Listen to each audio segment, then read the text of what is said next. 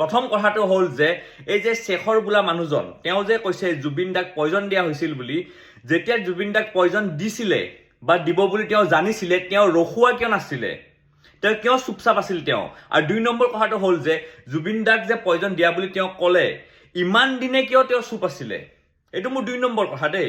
তেওঁ চুপ কিয় আছিলে? আৰু 3 নম্বৰ কথাটো হ'ল যিটো বিৰাটে দৰকাৰী, এনেকৈ যে তেওঁ যে ষ্টেটমেণ্ট যে বাৰে বাৰে ষ্টেটমেণ্ট তেওঁ যে চেঞ্জ কৰি আছে, আমি প্ৰথমৰ পৰা যে আমি কিবা ঘটনাটো আমি বেলেগ বেলেগ শুনি আছো, দাদা ঢুকুৱা কাৰণটো আমি বেলেগ বেলেগ শুনি আছো, আৰু এই শেখৰ বোলা মানুহজনৰ মুখৰ পৰা যে বেলেগ বেলেগ ধৰকচোন বেলেগ বেলেগ কথা শুনি আছো, বেলেগ বেলেগ কথা শুনি থাকিলে কি হয় জানানে? এটাই লছ হয় যে দোষীজন শাস্তি পোৱাৰ পৰা বাচি যোৱা অলপমান চান্স বাঢ়ি যায় যেতিয়া ষ্টেটমেণ্ট বহুত হৈ যায়।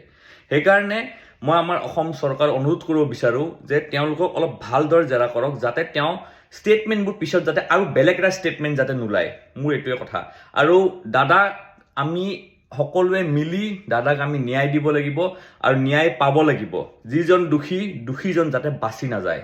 জয় আই অসম।